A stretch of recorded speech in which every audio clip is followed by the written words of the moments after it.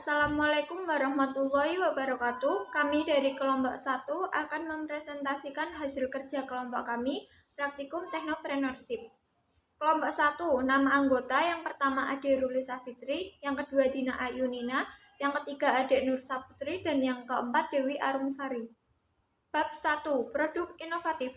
Technopreneurship berasal dari kata teknologi dan entrepreneurship. Teknologi adalah penerapan praktis ilmu pengetahuan ke dunia industri atau sebagai kerangka pengetahuan yang digunakan untuk menciptakan alat-alat untuk mengembangkan keahlian dan mengekstraksi materi guna memecahkan persoalan yang ada.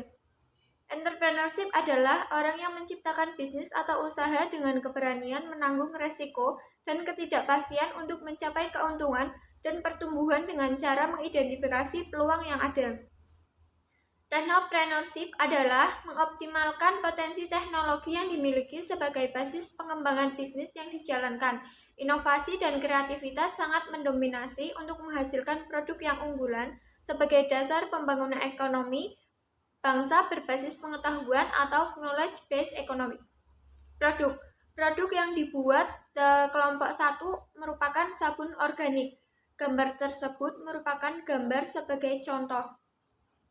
Alasan pemilihan produk. Yang pertama, setiap manusia pasti membutuhkan sabun untuk membersihkan anggota badan. Yang kedua, pandemi COVID-19 saat ini menjadikan pengingat yang jelas bahwa mencuci tangan menggunakan sabun adalah salah satu cara paling sederhana untuk mencegah penyebaran virus tersebut. Yang ketiga, isu pemanasan global dan menurunnya keseimbangan ekosistem, terutama ekosistem air yang tercemar oleh zat-zat kimia, salah satunya adalah limbah sabun. Maka dari itu, kelompok kami akan membuat sabun organik yang ramah lingkungan. Yang keempat, tren yang terjadi di masyarakat yaitu tren back to nature. Masyarakat yang memulai menggemari hal-hal yang berbau organik. Keuntungan produk. Yang pertama, kulit menjadi lebih lembut. Yang kedua, dapat mengatasi jerawat punggung. Yang ketiga, melembabkan kulit sehingga cocok untuk kulit kering. Yang keempat, memiliki kandungan yang alami sehingga cocok untuk kulit yang sensitif. Yang kelima, tidak menimbulkan alergi. Dan yang keenam, lebih ramah lingkungan. Kekurangan produk. Yang pertama, mempunyai aroma yang tidak begitu harum dikarenakan menggunakan bahan-bahan alami. Yang kedua, membuat kulit lebih berminyak. Yang ketiga, harus digunakan secara rutin.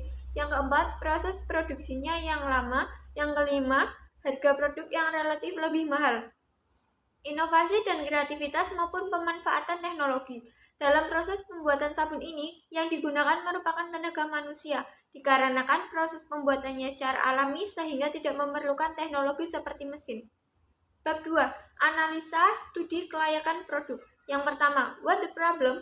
Bagaimana meningkatkan nilai tambah produk dan minat beli masyarakat dengan begitu banyak produk sabun yang ada di pasaran dengan harga yang relatif lebih murah. Yang kedua, who has the problem? Kami sebagai produsen cukup sulit untuk meningkatkan minat beli masyarakat terhadap produk yang kami buat. Yang ketiga, what is the solution? Menempatkan diri sebagai konsumen, mengamati apa yang masyarakat inginkan dengan produk yang kami buat. Selain itu, kami harus sering mempromosikan dan memberikan informasi mengenai manfaat produk sabun yang kami buat, tentunya lebih ramah lingkungan. Big is the market. Melihat hal yang terjadi dalam masyarakat mengenai back to nature atau masyarakat ini menyukai hal-hal yang berbau organik, maka saya kira target pasar kami ini mempunyai peluang yang cukup besar. Kemudian, what a factor will impact the business? Faktor apa yang mempengaruhi bisnismu?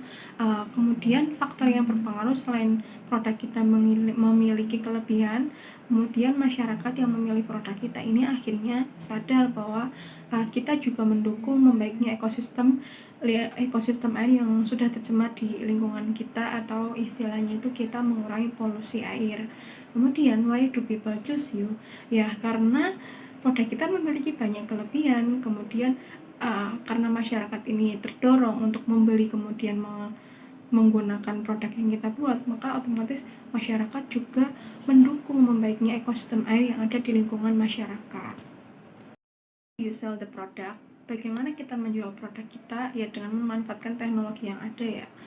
Kita menggunakan media sosial seperti Instagram, Facebook, atau WhatsApp sebagai media promosi. Kemudian kita juga menggunakan marketplace seperti Shopee, Lazada, atau Tokopedia. Kemudian how do you keep the customer, bagaimana sih cara kita mempertahankan customer ya, dengan cara kita ini menjaga kualitas produk kita. Kemudian kami juga akan berinovasi dengan berbagai varian produk yang akan berguna juga bagi kulit.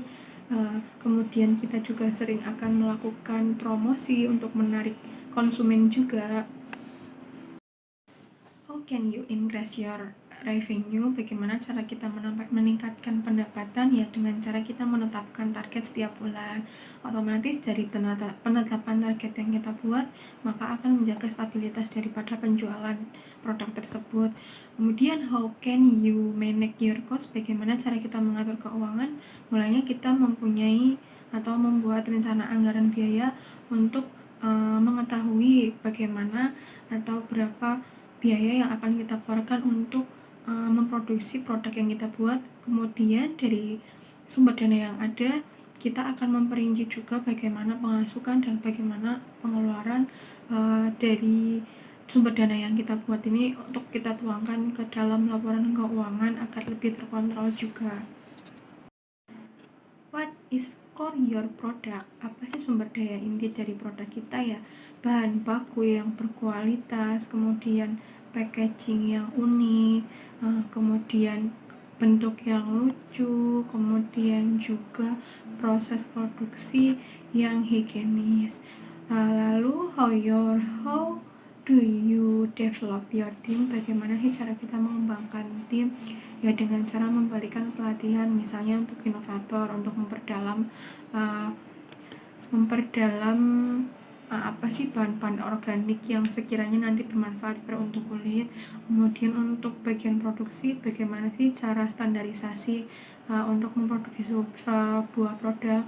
Lalu untuk bagian penjualan juga nanti akan kita beri kesempatan untuk memperdalam bagaimana membuat konten yang kiranya menarik untuk konsumen datang membeli produk kita. Lalu kita masuk ke dalam proses pembuatan, apa sih alat yang diperlukan dan apa sih bahan yang dibutuhkan. Bahan yang dibutuhkan di sini adalah kunyit, bubuk kunyit, kemudian bunga melati sebagai hiasan, minyak, yaitu ada 3 jenis minyak zaitun, minyak kelapa dan minyak kelapa sawit, kemudian air destilasi, lalu larutan NaOH. Kemudian alat yang kita gunakan adalah hand chopper sebagai mesin pengaduk, kemudian timbangan untuk menimbang bahan-bahan yang diperlukan tadi, spatula untuk mengaduk, kemudian beberapa wadah anti panas, cetakan silikon, kompor, kemudian masker dan sarung tangan. Kita masuk ke dalam proses pembuatan. Mulanya kita siapkan alat dan bahannya, kemudian masukkan soda api ini ke dalam air secara perlahan dalam wadah anti panas tadi, kemudian diaduk pelan-pelan menggunakan spatula sampai larutan air ini jernih. Kemudian tuangkan minyak kelapa sebanyak 200 gram, kemudian olive oil atau minyak zaitun 150 gram, kemudian minyak kelapa sawit 150 gram, yang jika semua minyak yang ditimbang ini beratnya adalah 500 gram. Kemudian panaskan minyak ini dalam suhu 70 derajat Celcius atau 3-5 menitan. Kemudian setelah larutan soda apinya ini sudah jernih, kemudian minyaknya kita tuangkan ke dalam larutan soda api. Lalu kemudian dicoper secara perlahan-lahan sampai adonan ini menjadi agak keras gitu ya, agak kayak adonan kue gitu. Kemudian setelah itu campurkan bubuk kunyit ke dalam adonan yang tadi agak keras ini, kemudian kita chopper lagi. Kemudian setelah adonan tercampur, aduk menggunakan adukan manual, kemudian kita cetak ke dalam wadah silikon. Lalu setelah kita cetak ke dalam wadah silikon, atasnya kita taruh bunga melati sebagai hiasan. Kemudian ini setelah jadi dalam cetakan, kita diamkan dalam suhu ruangan sekitar 3-2 minggu sampai air yang dalam adonan tadi ini menguap dengan sendirinya.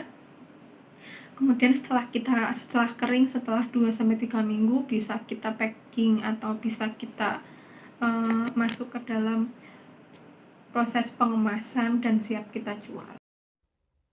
Bab 4. Analisa keuangan. Perhitungan keuangan produksi.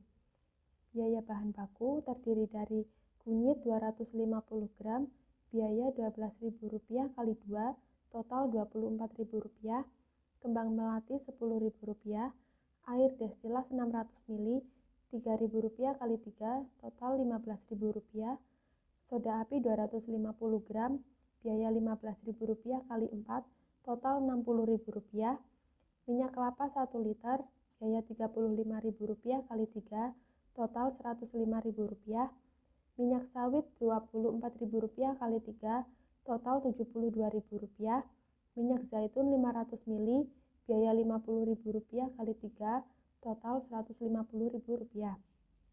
Sehingga total biaya bahan baku adalah Rp436.000.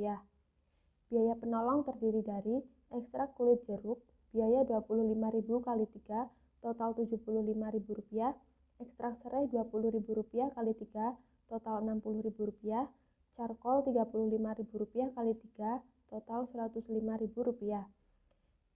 Sehingga total biaya penolong adalah Rp240.000. Biaya lainnya terdiri dari biaya listrik Rp600.000, biaya pemeliharaan Rp150.000, biaya administrasi Rp20.000, sehingga total biaya lainnya adalah Rp770.000. Daftar aktiva tetap. Biaya peralatan terdiri dari stick blender 2 unit, harga Rp150.000, total Rp300.000, cetakan sabun silikon 4 unit, Rp36.000, total Rp144.000, rak penyimpanan 2 unit, harga Rp200.000, total Rp400.000, HP Samsung Rp2.800.000, WiFi router Rp430.000, laptop Asus Rp3.200.000, kompor dan gas Rp300.000, meja dan kursi Rp780.000, sehingga total biaya peralatan adalah Rp8.354.000. Biaya perlengkapan terdiri dari 2 buah timbangan digital, total harga Rp110.000, 4 buah wadah tahan panas Rp240.000, 4 buah gelas ukur Rp200.000, 100 buah kertas kraft pembungkus Rp16.400, 3 buah tali rami Rp27.000, 3 buah spatula Rp45.000, 3 buah masker sarung tangan Rp60.000, 2 buah stop kontak 4 lubang Rp42.000, sehingga total biaya perlengkapan adalah Rp740.400. Data karyawan terdiri dari 1 orang staf penjualan dan 2 orang staf produksi. Gaji pokok karyawan, staf penjualan 1 juta per bulan, staf produksi 500.000 per bulan, sehingga total gaji pokok karyawan adalah 2 juta per bulan. Biaya pemasaran melalui media sosial Instagram 2 kali dalam 1 bulan, harga Rp15.000, sehingga harga per bulan Rp30.000. Marketplace Tokopedia Power Merchant 1 kali, estimasi penjualan Tokopedia 30% dari rata-rata penjualan per bulan Rp1.200.000, biaya merchant 1,25%, sehingga harga per bulan Rp15.000. Shopee Power Merchant 1 kali, estimasi penjualan Shopee 35% dari rata-rata penjualan per bulan Rp1.200.000, biaya merchant 2%, sehingga harga per bulan Rp24.000. Lazada Power Merchant 1 kali, estimasi penjualan Lazada 35% dari rata-rata penjualan per bulan Rp1.200.000, biaya merchant 1,8%, sehingga harga per bulan adalah Rp21.600. Bazar 2 kali, harga Rp150.000, sehingga harga per bulan Rp300.000, sehingga total biaya pemasaran adalah Rp390.600. Perhitungan break-even point atau BEP. Dari data di atas dapat diketahui bahwa biaya variabel terdiri dari biaya bahan baku, Rp436.000, biaya listrik Rp600.000, biaya perlengkapan Rp740.400, biaya BOP Rp1.776.400.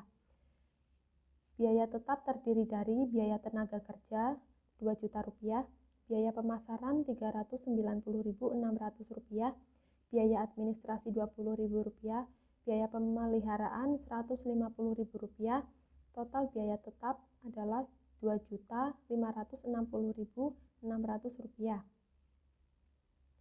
Biaya produksi sama dengan BBB plus BTK plus BOP sama dengan Rp676.000 plus Rp2 juta plus Rp1.776.400 sama dengan Rp4.452.000.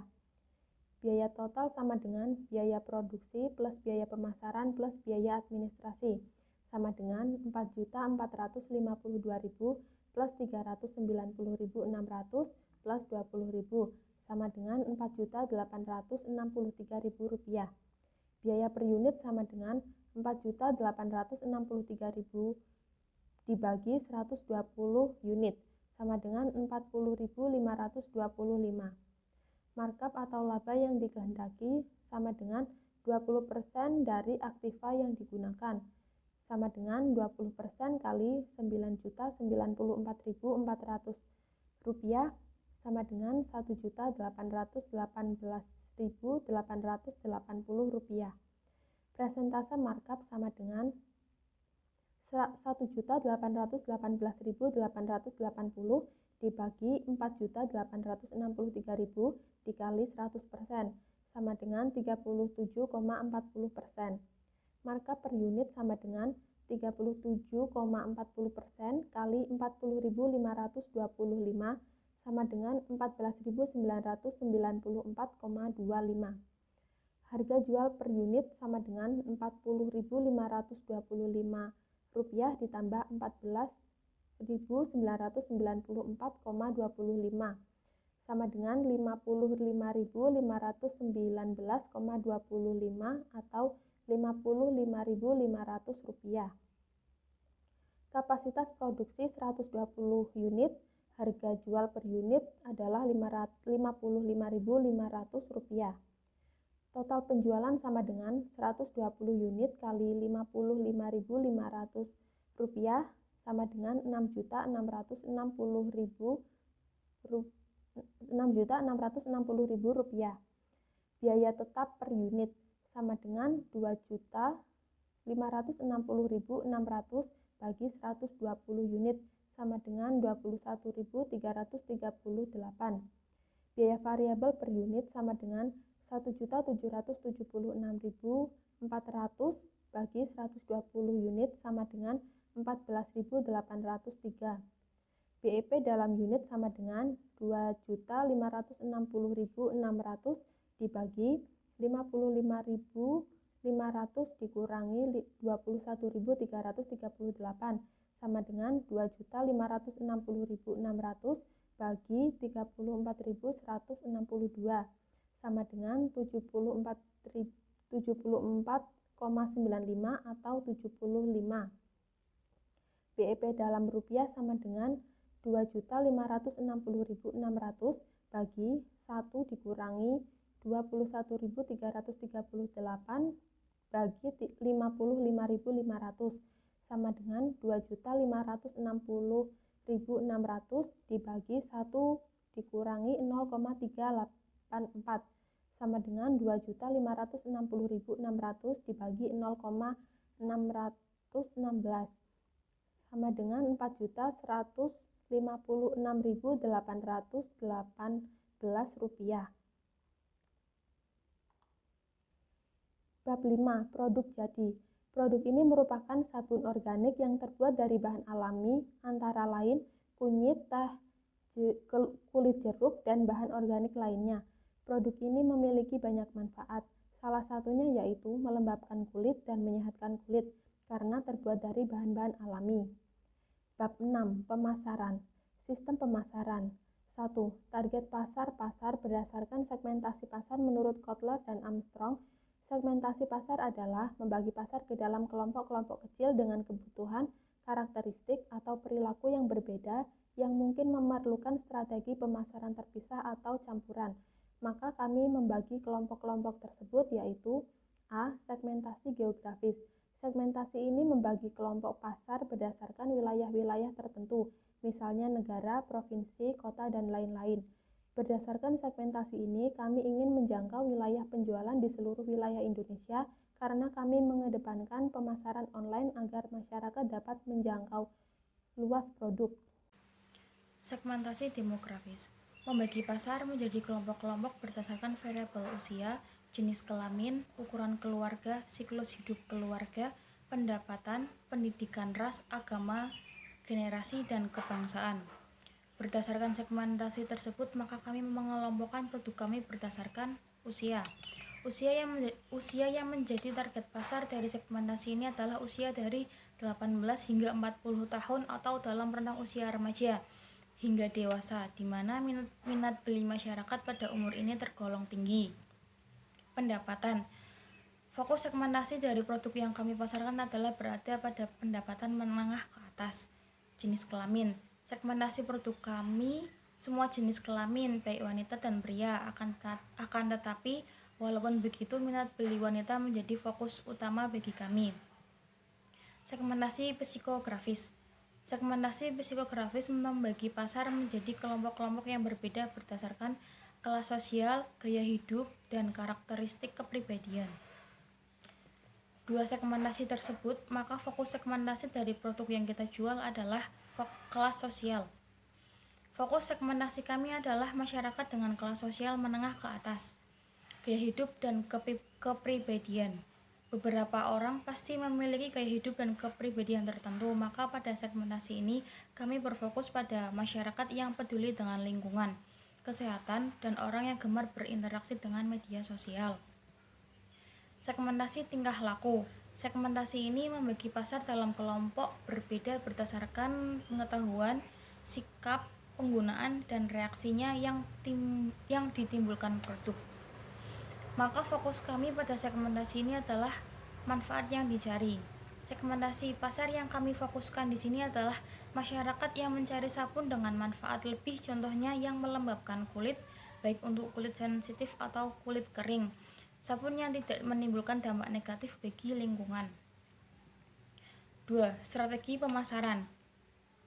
Diferensiasi produk. Diferensiasi produk merupakan upaya dari sebuah perusahaan untuk membedakan produknya dari produk pesaing dalam suatu sifat yang membuatnya lebih diinginkan oleh pelanggan. Dari pengertian tersebut, maka diferensiasi produk kami adalah mengedepankan bahan-bahan alami yang lebih bermanfaat bagi penggunanya dan tentunya lebih ramah lingkungan. Hal inilah yang menjadi pembeda produk kami dengan produk sabun lainnya yang ada di pasaran. Positioning. Positioning merupakan proses mendesain tawaran dan citra produk sehingga menempati posisi yang berbeda dan berarti di dalam benak konsumen secara relatif dibanding produk pesaing.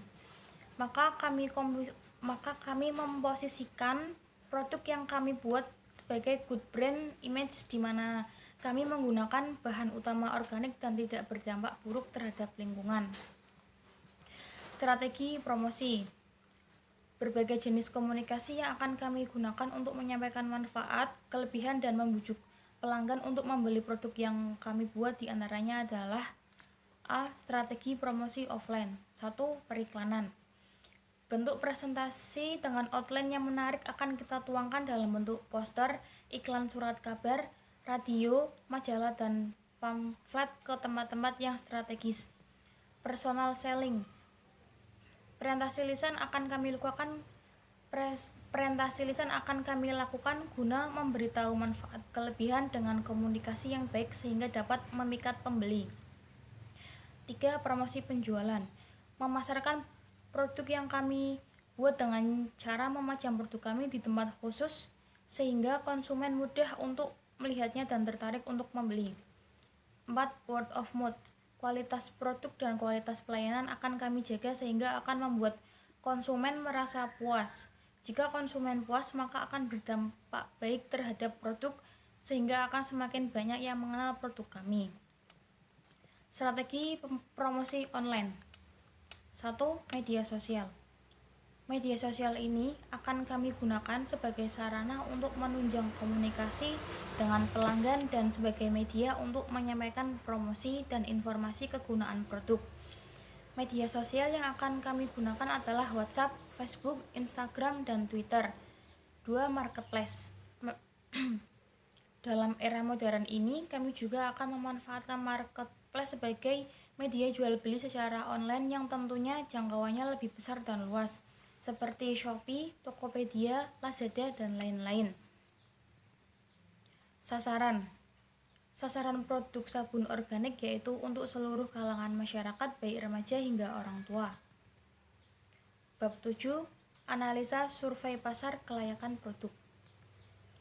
Metode riset pasar primer, kombinasi riset pasar kuantitatif dan kualitatif. 2. Riset pasar sekunder.